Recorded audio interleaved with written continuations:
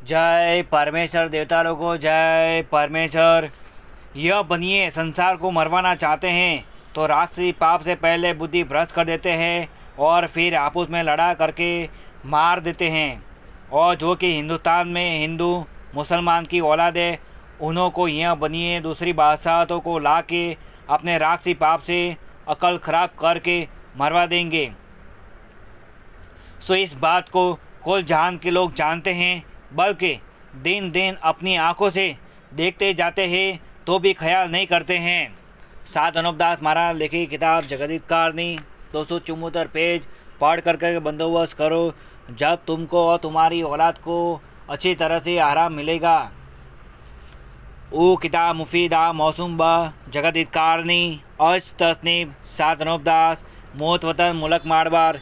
यह जगदीतकारणी जिसको Shri अनुपदास printing press छावनी अरमपुरा में छाप के प्रसिद्ध किया, तारीख 17 अप्रैल सन 1909 जा बैसाख बुद्धि 12 संमत 1965।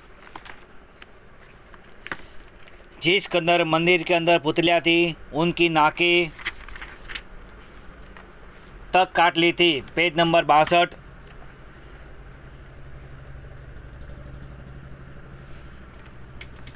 इससे उनकी सूरतें बिल्कुल बदल गई थी। सो सब संसार के लोग जानते हैं, परंतु मंदिरों का गिरवाना और पुतलों की नाकों का काटना इस वजह से हुआ था कि इन सौदागर महादान ने राक्षसी विधा का पाप चलाया था। इससे मंदिरों को और मंदिरों की पुतलियों को बादशाह ने तोड़ाया था, परंतु सौदागर महादान अपने फरेबी इलेजे कब बाज आते हैं, बल्कि यह तो उसी तरह से राक्षसी पाप चला रहे हैं जब से अब तक किसी को भी इनके राक्षसी पाप की खबर नहीं है। परंतु अब मुझको राक्षसी पाप में इन बनियों ने दुखी किया है। जब मुझको इनके राक्षसी पाप की खबर पड़ी है, जिससे मैं इन बनियों के राक्षसी पाप के दफ़े कराने के लिए कोशिश कर रहा हूँ। सो तुम सब संसार के आदमियों और राजा बादशाह एक दिल होकर इस काफिरी विधा को छोड़ाओ, जब तुम्हारी औलाद बचेगी। और पहले इन बनियों ने राक्षसी पाप चलाया था। सो जब बादशाह को खबर पड़ी थी तो बादशाह ने इन बनियों को सजाएं दी थी। जब सच सच बोलकर अपना पाप बता दिया और पाप को छोड़ा दिया, और आइंदा के वास्ते यह इकरार हाथ जोड़ के और कस्में खाकर किया था कि ये बादशाह अब हम सौदागरान से दुनिया के नाम का पाप नहीं होगा, और अब के कसूर को अपना बाल बच्चा जान के माफ़ करो और छोड़ दो। इसी तरह से बादशाह ने सौदागरान की कसम का भरोसा करके सौदागरान को छोड़ दिया, परंतु इन सौदागरान ने कसम का डर करके 2-3 पीढ़ी तक तो राक्षसी पाप कराना बंद कर दिया।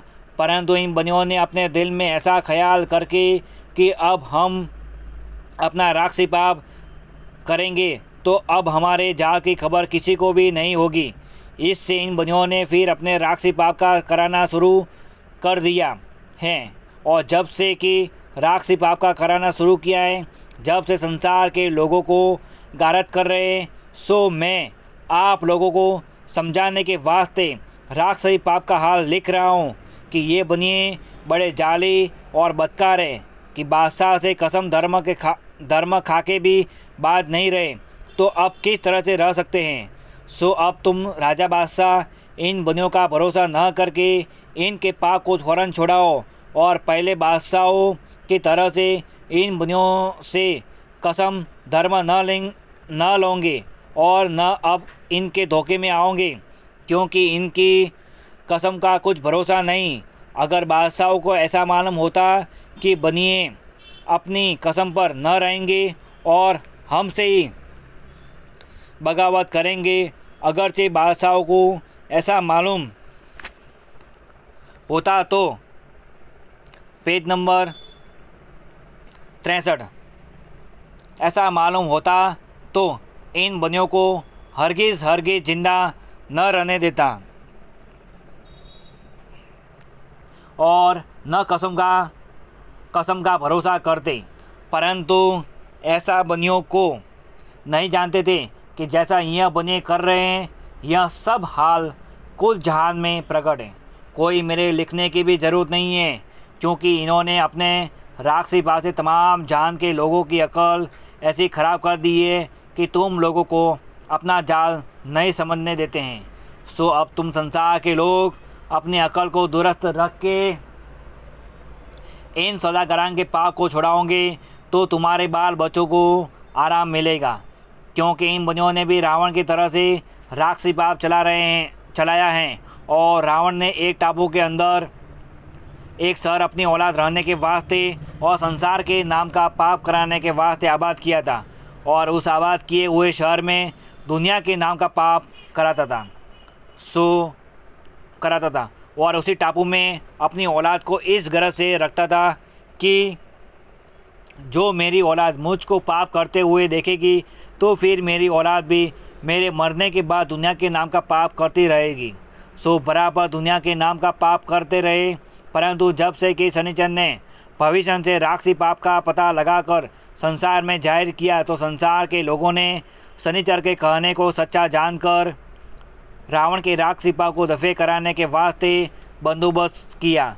परंतु बलराजा के बाद से इन बनियों ने भी राक्षसी पाप का स्वर्ग बनाया है। सो रावण की तरह से किसी टापू के ऊपर स्वर्ग बनाया है, वहाँ पर दुनिया के नाम का पाप कराते रहते हैं, जिसके हाल से मैं तुम राजा बादशाहों के वाकिफ होने के वास्ते लिखा करता हूँ कि जिस तरह से अगले ज़माने के राजा बादशाह ने इन सौदागरान के जाल को दफे करने के लिए गिरफ्तार किया था और उनसे पाप का कराना छोड़ा दिया था, उसी तरह से अब तुम राजा बादशाह इन सौदागरान के राक्षसी पाप को पकड़कर और सजाएं देकर इन बनियों के पाप को छोड़ाओ। अगरचे इनके पाप को छुड़ाने में तुम राजा बादशाहों ने गफलत की तो यह बनी अपने राक्षसी पाप से सातों आठों वलायतों के लोगों को गारत कर देंगे, क्योंकि यह सौदागर महाजन मैं अपने औलाद के दल्ली मंडल से उठकर दुनिया के नाम का पाप कराने के वास्ते निकले हैं। जब से अब तक बराबर दुनिया के नाम का पाप करा रहे हैं, परंतु पाप करने वाले बनिए हिंदुस्तान के बनियों से मिले हुए हैं कि जहाँ पर दुनिया के नाम का पाप कराते हैं वहाँ पर हिंदुस्तान के बनिए उनके वास्ते हमेशा खर्च भेजते हैं। परंतु बानी मुबानी यह हिंदुस्तान के बनिए हैं, क्योंकि यह जिस कदर पाप करने के लिए हुक्म लिख भेजते हैं वो उसी कदर बमौजूद हुक्म के तामील करते हैं। जय परमेश्वर। सात अनुपदास महाराज लिखी किताब जगत कहानी 274 पेज पढ़ कर बंदोबस्त करो, जब तुमको और तुम्हारी औलाद को अच्छी तरह से आराम मिलेगा। जय परमेश्वर। देवता लोगों जय परमेश्वर। सात अनुपदास किताब जगत कहानी 274 पेज, छावनी अरमपुरा सिंहवज मारवाड़। जय परमेश्वर।